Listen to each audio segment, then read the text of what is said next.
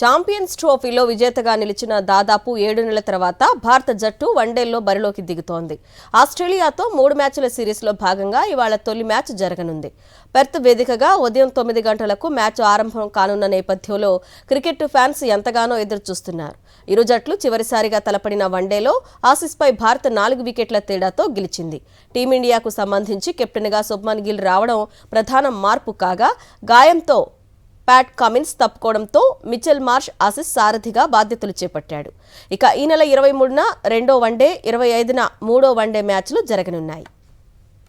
Champions ట్రోఫీలో విజేతగా నిలిచిన దాదాపు 7 నెలల తర్వాత భారత జట్టు వన్డేల్లో బరిలోకి దిగుతోంది. ఆస్ట్రేలియాతో 3 మ్యాచ్ల సిరీస్లో భాగంగా ఇవాళ తొలి మ్యాచ్ జరగనుంది. పెర్త్ వేదికగా ఉదయం 9 గంటలకు మ్యాచ్ ఆరంభం కానున్న నేపథ్యంలో క్రికెట్ ఫ్యాన్స్ ఎంతగానో ఎదురుచూస్తున్నారు. ఇరు జట్లు చివరిసారిగా తలపడిన వన్డేలో ఆసీస్పై భారత్ 4 వికెట్ల తేడాతో గెలిచింది.